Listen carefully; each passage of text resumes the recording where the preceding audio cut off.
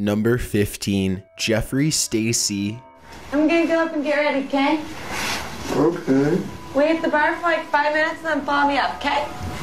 Okay. No other person on To Catch a Predator has been so persistent he's done nothing wrong. Jeff Stacy met who he thought was a 15-year-old during the team's sting in Ohio. By the time the conversation was over, Stacy had already agreed to meet with the girl. Only hours later, Stacy showed up at the sting house, prepared to do whatever he wanted with the girl. Instead, he met Chris Hansen, who had some pretty tough questions for him. To all those present, they all quickly discovered Stacy was not the man he portrayed himself to be. In fact, he had given them fake photos and lied about his age, stating he was 21 when he was actually 27. He also lied, saying the girl said she was 18, even though the chat log clearly shows him stating she was 15. Throughout the entire interview with Hansen, Stacy either played dumb or blew off Hansen's worries, acting as if nothing he said was wrong. Stacy has gotten attention across the internet, in part for his humorous voice, face, and inability to grasp how seriously in trouble he was. Even after he was taken into custody, Stacy refused to admit he had done anything wrong, but the court proved otherwise.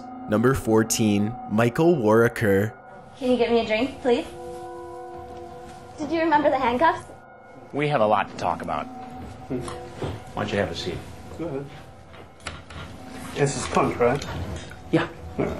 Unlike the other entries, this man's words are more strange than his appearance on the show. Michael Warraker was found by the team during their sting operation in Long Beach, California. The signs of Warraker's fantasies were apparent immediately. Warraker arrived at the Long Beach house, and Chris Hansen immediately confronted him. Hansen clearly shows disbelief in Warraker's online behavior and persona, but Warraker brushes these off. He also tried to brush off the fact that the decoy said she was 13, claiming he believed it was a ruse. Warraker's attitude is just truly unsettling about his appearance on To Catch a Predator, as he constantly attempts to justify both him being there and speaking that way to someone who is claiming to be a 13-year-old. He was taken into custody following the interview and pled no contest to his actions. Number 13. David K. I gotta ask, you still gonna be up for tonight after seeing your girlfriend? We'll see. This rabbi from Maryland began chatting with a decoy posing as a 13-year-old boy. Kay traveled to the team's sting operation in Hurton, Virginia. Once entering the home, Chris Hansen noticed how confident Kay was, even commenting on how Kay was walking around as if he owned the place. He is even seen laughing at the decoy's suggestion if he'd still be up for tonight after the rabbi sees his girlfriend. The sound of his laugh sounds cunning and borderline maniacal. Unfortunately for him, Kay's confidence is shattered once he turns around and finds Chris Hansen ready to talk to him. During the interview, Kay remains mostly silent, either unwilling or unable to speak. Once Hansen reveals the cameras, Kay becomes agitated and attempts to push away the cameras. The security steps in and stops him before Kay leaves. Hansen stated for months following, Kay made phone calls to Hansen's office. Police were not present at this operation, so all the attendees were allowed to leave, hence why Kay was able to freely call Hansen and harass him. Number 12. James Rutherford. Where are you? Oh, I'm just gonna go finish getting ready. I'll be right there. Where are you? I'll be right back. Just sit at the bar and I'll be right there. Come here. Unfortunately for the public, predators can end up having careers we wish they never had. James Rutherford was a 6th grade teacher from Ohio when he began chatting with a decoy, posing as a 13-year-old girl. When he showed up to the sting house, it was evident by his actions outside he had a feeling something was wrong. This was proven true when he walked in the door and found Chris Hansen there. Rutherford went into detail how he was going through a divorce and the stress had caused him to delve into these habits. The chat log revealed how these fantasies somewhat played into his career life when he talked about how he coaches the girls' track team. What's interesting about his interview is how honest Rutherford seems to be about all this. After the show aired, a mother of one of Rutherford's students called Dateline and thanked them, stating she believed Rutherford had been attempting to groom her daughter for some time. Rutherford knows what's going to happen and states he will not survive locked up and that he has ruined the rest of his life. Hansen even appears to take some pity on Rutherford, giving a card with his email and office number. Rutherford was indeed sentenced, and it is reported he has been seeking counseling since his release. Number 11. Joe Wonderler. How you doing? How you doing? Why don't you have a seat right around the stool? Just have a seat. This man has some truly twisted fantasies. Joe Wonderler was an intelligence officer when he was found by the team during their Virginia stakeout. Wonderler spoke with a decoy for nearly a week, making several bizarre requests. People on the internet know him as the Dog Man. Chris Hansen cannot hide his disbelief at the man's statements in the chat log. Obviously confused and disgusted, Wonderler claims he just came over to talk, but we all know the real reason he was there. His excuse for his talk was simply, "I'm a lonely guy." Hansen shows little sympathy for Wonderler, which has been the same with the viewers of the show. The decoy who chatted with Wonderler during the week said by the time Wonderler arrived at the house, she was emotionally and mentally exhausted by the chats, calling them the worst and most vile chat I've ever had to sit through. Number 10. Michel Siebert. You know, you look familiar to me. Oops. Why don't you have a seat, please? Michael, right? Oops, sorry. All right, Michael, have a seat. I want to talk to you for a little bit.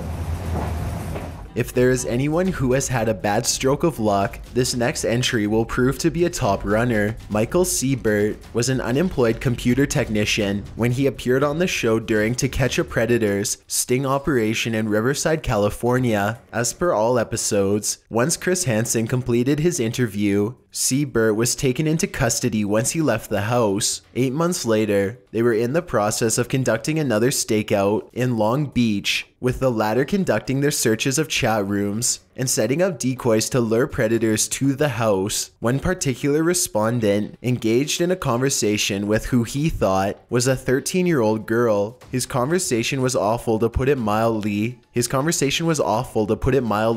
So much so, most of the transcript cannot be repeated here. In short, he describes in detail the acts he wishes to perform. The day of the sting arrived, and after seeing several other people were interviewed and taken into custody, the teams were surprised to see Siebert walking up the driveway and into the house. The confrontation between Chris Hansen and Siebert has gained viral attention, both due to the absurdity of the situation, along with Siebert's hilarious reaction. Humor aside, let's remember Siebert was already caught from the Riverside operation. Not only that, but he openly talked about his legal appearances to the decoy. Siebert was once again taken into custody and faced new legal troubles in Long Beach. Number 9. Donald Morrison. Chocolate chips my favorite. Mine too.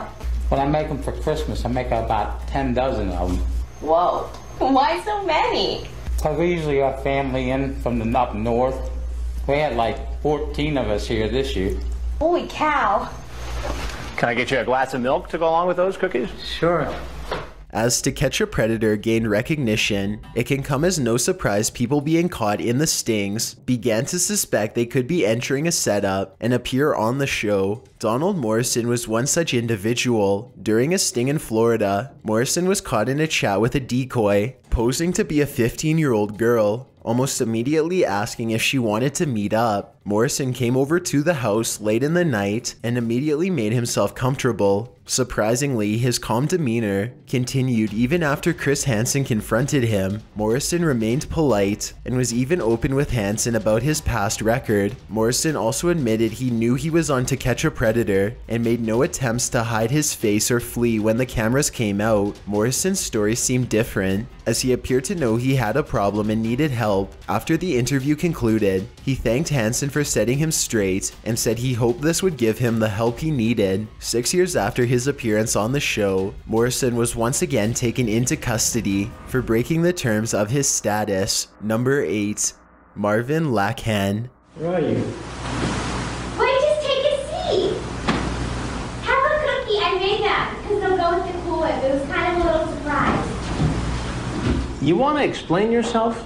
A truly bizarre entry, even for a list of this content. Marvin Lacan was caught soliciting a decoy, posing as a 14-year-old. When Lacan entered the house, he stripped to nothing and then proceeded to search for the decoy. As the actress told Lacan to take a seat, he continued to follow the sound of her voice, as if ready to get down to business. Before he can find his supposed partner, Chris Hansen walks in and demands Lacan explains himself. Immediately, Lacan's attitude changes, and when asked what he's doing, he responds, making a mistake. Hansen doesn't hide his disgust at Lacan's interest in the decoy. Marvin remains calm, looking as if he knows he's caught, and there's no point fighting. His bizarre fantasies are enough to make anyone sick. Despite Lacan's insistence, he'll never do it again. Hansen and the audience understandably don't believe him. However, he might be correct, since as soon as he leaves the house, he was quickly taken into custody. Number 7. John Dopay. Are you nervous? Yeah, I'm really nervous. Why? I don't know, I've never done this. Have you? No. So what do you want to do? A hug? I don't know. Hey, Boo. Hey. Sometimes people want double or nothing. In Chris Hansen's new series, Hansen vs. Predator, John Dopay was one of the first individuals caught in their sting. Dopay managed to come into contact with 2 of the show's decoys. He even spoke on the phone with the decoys, and his speech pattern will send chills down a person's spine. His voice has the stereotypical tone of a predator. Hello. Hey. Hey, baby. In the text messages to both girls, he stated he preferred to be called Boo. When he approached the house of one of the supposed girls, he brought gifts with them. While both the audience and crew held their breath as to what these could be, they turned out to be chips and iced tea. When Hansen confronted Dopay, the latter played innocent, claiming he was there to watch football with the girl. During the course of the interview, Dopay gets noticeably anxious, but maintains his innocence. Immediately upon Hansen identifying himself and the show, Dopay attempts to flee, but is quickly apprehended. Dopay is an example of how predators can always be on the prowl, having multiple targets in mind. Number 6. Walter Bapst. What do you do for a living? I'm in education. You're in education. A teacher. For anyone with children in school, they must all hope their kid's teacher is nothing like Walter Bapst. Bapst was found by the team in an online chat, speaking to a decoy posing as a 12-year-old. This particular decoy, known as Beth Online, apparently saw a huge influx of people, from students in college to even people old enough to be considered her grandparents. However, Bapst proved to be strange due to his job title. Bapst was a school teacher teaching high school. The team associate, Wendy, said Bapst showed up a day after he began speaking to Beth. Once Chris Hansen walked in, Bapst immediately knew he was caught and stated he needed to be locked up. He was noticeably anxious throughout the interview, wishing to get it done and over with. Like almost all of the others who appeared on the show, Bapst claimed to know what he was doing was wrong. Once Hansen reveals the show to Bapst, he quickly leaves the house and is swiftly taken into custody by police. It is likely safe to say he has lost his teaching license and will no longer be able to teach anyone of any age ever again. Number 5. Loren Armstrong. Would you like me to go out in the truck and get my stuff? No, it's all right. No? You don't want your thing right now? Present I gave you? Well, what is it? Well, I can't tell you. That wouldn't be much of a present if I told you. Of all the days this entry chose to show up, his luck ran out on the worst possible day. Loren Armstrong was found by the team when he began speaking to a decoy. Posing as a 13-year-old girl during their Bowling Green, Kentucky sting, after almost a week of communication, Armstrong professed his love to the decoy, stating he wished he could marry her, calling her special to him. After they agreed to meet, he asked the decoy to delete her archive, a request Chris Hansen attributes to Armstrong knowing what he was doing is wrong. When Armstrong arrived at the house, the decoy actress noticed how excited and confident he was to be there, with the footage showing him as friendly, complimenting her hair and looks, as well as admiring the massage chair he was seated in. From a viewer's standpoint, there's an aura of sincerity to Armstrong's words, which definitely makes the interaction uncomfortable. In reality, there are two ways it could be, either that he was genuinely sincere in his words and feelings, or he is an example of just how manipulative some predators can be. The former is further fueled when Hansen enters, with Armstrong displaying the typical remorse others on the show has shown. Again, his remorse appears sincere, and his claims of wishing to marry the girl also appears genuine. He even reveals he bought an expensive bracelet for the girl. He breaks down into tears before the cameras are revealed, after which he walks out and is promptly taken into custody. His reaction on the show has sparked sympathy, with a petition online gathering signatures to clear his name. The petition page claims that he was set up by Dateline and the team simply out of greed and to boost ratings. Number 4. John Canelli. I have been in television for 24 years. I just came to get something to eat. And I have very seldom been at a loss for words. Sir, I just came to get something to eat. But I don't even know what to ask you first. If people believe Siebert is the most ridiculous person to have twice appeared on the show, wait until you hear about this next person. John Canelli was an unemployed Virginia resident who was discovered by the team using the alias Special Guy 29. During his chats, he believed he was talking to a 14-year-old boy, claiming to be a teacher at a distinguished high school in the area. During the conversation, the decoy convinced Canelli to meet up at the house. To the surprise of everyone in the sting, Canelli showed up and stripped to nothing before walking into the house. He sat alone in the kitchen for a short time. Chris Hansen walked in and asked Canelli to explain himself. Immediately, Canelli began apologizing, believing Hansen to be the boy's father. Canelli's demeanor became shameful and nervous as Hansen conducted his interview. Canelli was permitted to leave the house after the interview, but despite his apparent remorse, things continued to spiral into absurdity. Less than 24 hours later, decoys found Canelli back online, using the same screen name, attempting to talk to what he thought was a 13-year-old boy. He again agreed to meet with the boy 15 minutes after the conversation began, and was confronted by Hansen in front of McDonald's. Initially, Canelli played innocent, claiming he was only getting something to eat. This time, Hansen went full out in his confrontation, stating he couldn't believe anything Canelli said at this point. Number 3. Louis Conrad. Hello? Hey, Will. Hey, what are you doing? Nothing. What are you doing? Nothing. No? No, I was looking up to see how to get to where you are. By far the most bizarre and biggest twist to occur in To Catch a Predator's timeline, nothing compares to the story of Louis Conrad, a Texas assistant district attorney. Conrad served in the Kaufman County District for over 20 years before attempting to run as a district judge. When he was not elected, while living a modest life in the criminal justice system, Conrad was hiding a secret desire. The team came into contact with Conrad, who was posing as a 19-year-old. In 2006, he began conversing with a team decoy, acting as a 13-year-old named Luke, and the two communicated frequently. Decoys even sent false images, and Conrad returned the favor by exposing himself. After 2 weeks of communication, the team managed to have Conrad agree to a phone conversation with a decoy posing as Luke's voice. It became clear the phone call aroused suspicion in Conrad, and he ceased all contact. Eventually, members of law enforcement used the evidence to gain a warrant for Conrad and descended on his home in Terrell, Texas. The Dateline crew also came along in order to capture it on video. However, both Dateline and police got more than they expected when SWAT officers were confronted by Conrad, who took his own life. He is also an example of how predators can hold lives we wouldn't expect. Dateline decided to air the footage, albeit heavily edited. Number 2, Todd Spikes. This man was on the wrong side of the law while posing as someone on the right side of it. Todd Spikes began chatting with a girl